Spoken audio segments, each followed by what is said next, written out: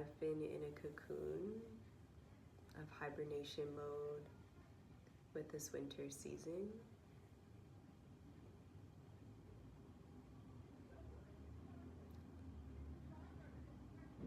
And sitting with my shadow, sitting with the darkness, sitting with the low energy, the anxious thoughts,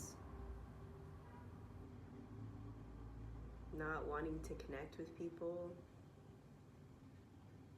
not wanting to talk or see anyone. And I really felt bad about that, but I had to surrender to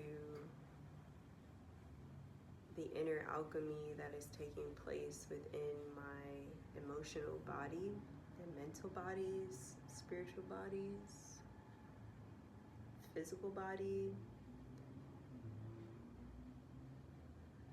My body went through like this healing mode right at the end of the year where I wasn't feeling at 100% health, and I feel like my body was detoxing and releasing, and I had to surrender to that. And then I had to surrender to my luteal phase. So currently I'm menstruating. It's between day 2 and 3.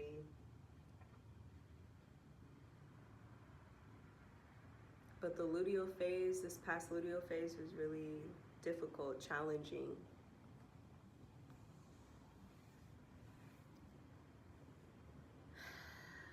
I think it was the culmination of unspoken truths, unspoken longing and desires, and really trying to cage a part of myself that no longer wants to be caged. There is a wildness within my soul, within my body, within my breath, within my being that longs for freedom, longs for creative expression, longs for being in nature, longs for unconventionality.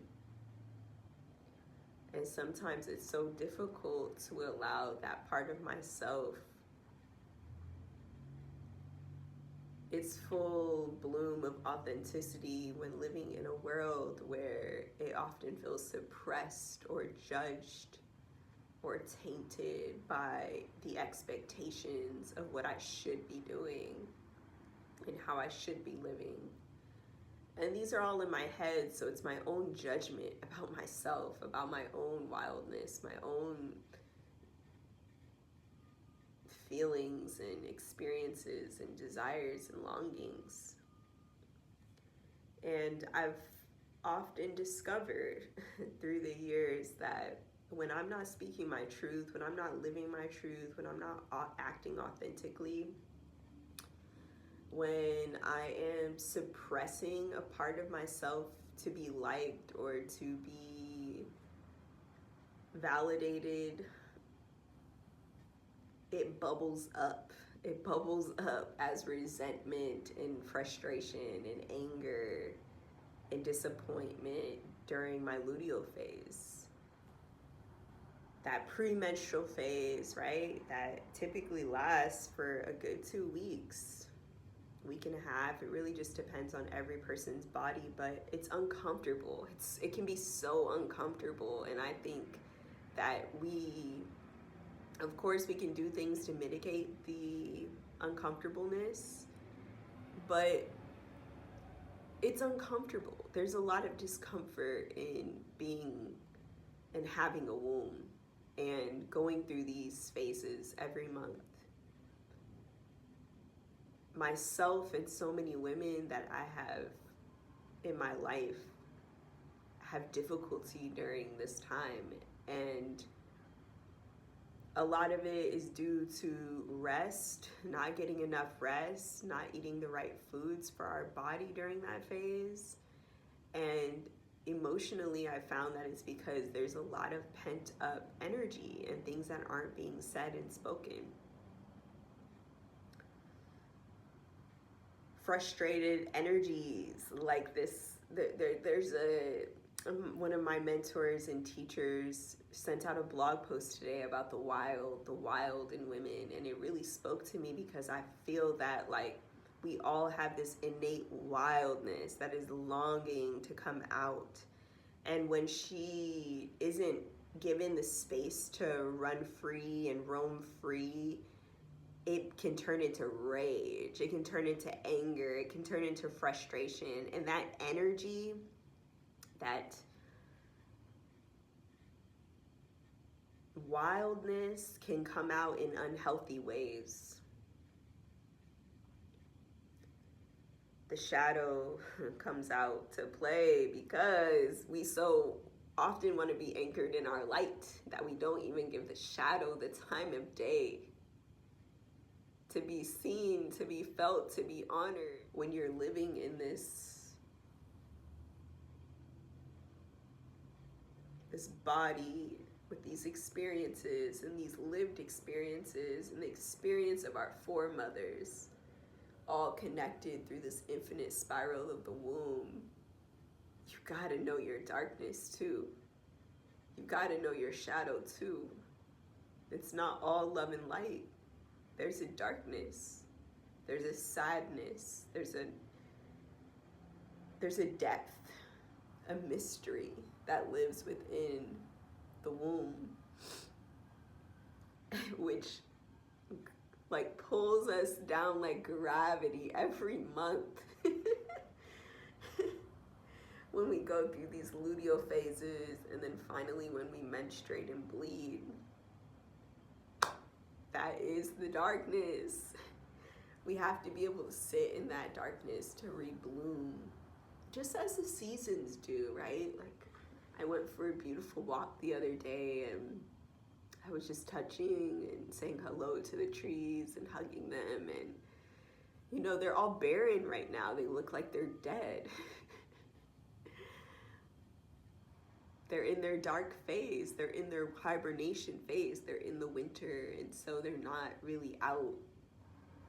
They don't look alive, you know, but I had to remind myself that there's still life within the tree. There's still progress being made. And it was a mirror of reminding myself that I'm still making progress, even when I don't feel like I am, even when I feel like I'm dying within, even when I'm sitting with my shadow and my darkness and the parts of myself that are hard to accept. I'm still making progress. I will bloom again. I will anchor the light within along with the darkness. It's not about shoving one out.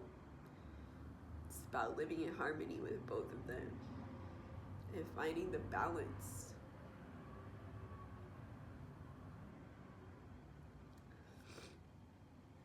So that's what I've been processing and moving through over the last few weeks. In my cocoon, in my hibernation, in my winter, currently in my inner winter phase, and it's winter outside, so it's the perfect time to go within and do this internal shadow work and be with yourself. And last night I did a burn ceremony where I wrote down things I was ready to let go of and release.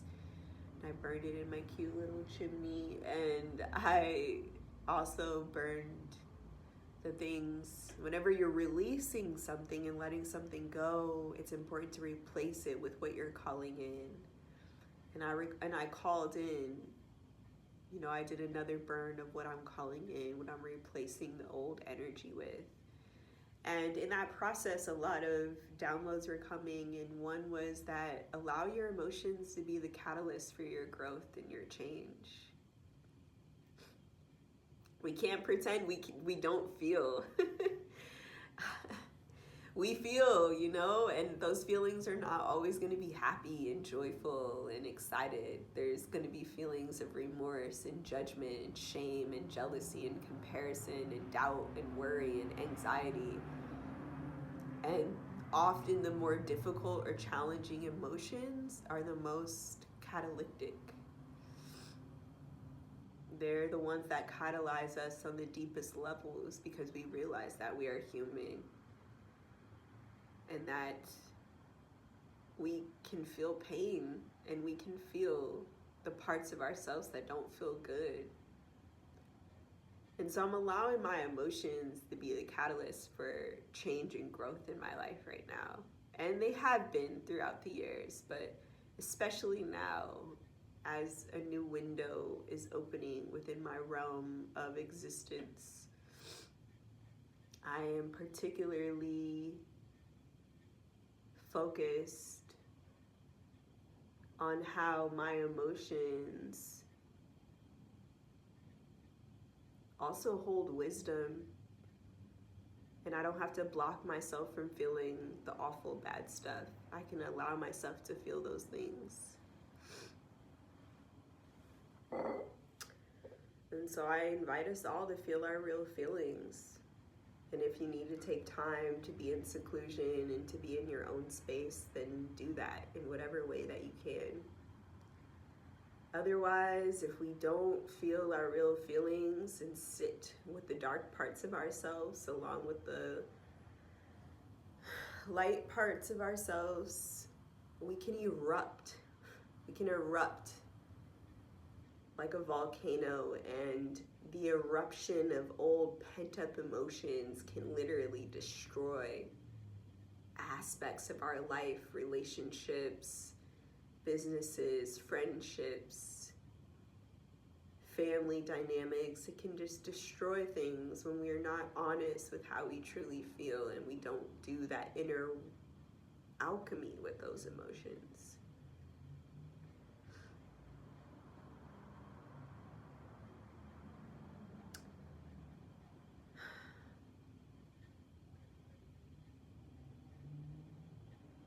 Allow your tears to flow. Tears are so cleansing and so purifying. Allow yourself to cry. Allow yourself to feel. No matter what kind of body you're in, no matter what kind of role you play in your life, allow yourself to feel your real feelings and your real emotions. It's only then that the emotions can move. Energy in motion. Energy in motion. Emotions. Emotions want to move. They come into our realm of existence because they have a little piece of mail for us, a little nugget of wisdom, a gem to share so that we can grow and we can move forward and we can expand and change into whatever the intention is for change for our lives. But when we're blocking the mail, when we're blocking the emotions and the messages and the wisdom from coming in, how can we grow? How can we change? How can we receive if we're blocking? Blocking our own emotions. Not wanting to look at all the aspects of ourselves, especially the shadow. And while we're deep in the clutches of winter, the crone energy, the wise woman energy, the darkness before light comes again, I invite us to get to know ourselves in a new way by allowing the emotions to flow in and to keep flowing out. That's the biggest thing I've learned, is that if I hold on to the emotions, I'm keeping them trapped in my body. I keep them trapped in different parts of my body. And then that erupts when they're not let out and released in healthy ways. It erupts as pain, inflammation, discomfort, because the emotions get calcified in the body. And so there's so many different practices that we can do to allow the emotions to move, to flow. Drinking water is the biggest one. Water helps the emotions flow. You can tap, you can dance, yoga, meditation, mantras. There's so many different practices out there. Crying, feeling. But we can't use the practices to distract ourselves from the feelings. The practices are like an envoy to help us receive the message from the emotions, to receive the wisdom from it. They're a journey to help us feel more and to see more and to realize more. And once we see, we can shift and make changes. But a lot of us are experiencing grief in so many different ways. And grief is not just one lifetime kind of feeling. Grief is passed on through the body. It's intergenerational. It's global. So even if you feel like you have no reason to feel grief, or even if you feel like you have no reason to be sad, like your life is fine, let that go too. You still deserve to feel, even if things have been pretty smooth in your life.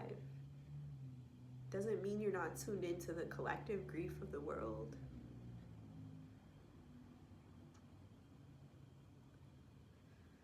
So,